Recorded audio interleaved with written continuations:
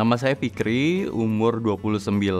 Saya bekerja sebagai marketing di hotel di Jakarta. Saya melakukan olahraga sekitar 4 kali dalam 1 minggu dan biasanya melakukan lari pagi di hari Minggu. Tahun lalu saya menderita demam berdarah yang kedua kalinya setelah kurang lebih 10 tahun di DBD yang pertama.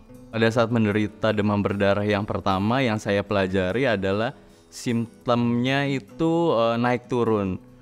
Seperti di hari ketiga, demam saya tuh sangat memuncak.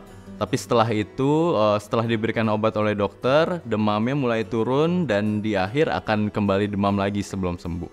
Untuk yang kedua kalinya, saya dirawat kurang lebih 2 minggu. Setelah 3 atau 4 hari cek ke dokter, ternyata saya positif demam berdarah. Reaksi pertama yang dirasakan itu pastinya demam yang tidak turun. Itu badan mulai nggak bisa adjust karena rasanya tuh udah mulai nggak enak banget.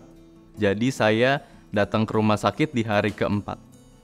Terjadinya pengecekan darah sekitar 2 kali dalam 1 hari. Selalu kayak diinfus pastinya, dan dokter selalu menanyakan tentang progresnya setiap hari.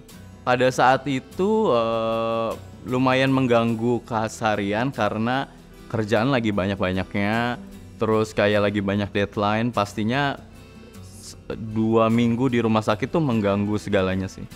Setelah keluar dari rumah sakit, yang saya rasakan tubuh saya tuh gampang banget capek, sekitar 1 bulan untuk benar-benar recovery dari situasi itu. Sepertinya saya mendapati demam berdarah yang kedua kalinya. Sepertinya itu di lingkungan saya, karena pada saat itu ada sekitar mungkin 7-10 orang yang menderita gejala yang sama. Akhirnya setelah itu semua terjadi, kayak ada pertemuan di lingkungan yang khusus dibentuk untuk membahas demam berdarah. Semuanya berjalan baik, dan yang paling penting di sana kita diajarin gimana sih caranya untuk lebih ke mencegah. Jadi kayak orang-orang lebih aware tentang lingkungan mereka tinggal, seperti apakah ada genangan air di sekeliling, ataukah ada kayak cikal bakal nyamuk demam berdarah bisa berkembang biak. Itu sih yang sangat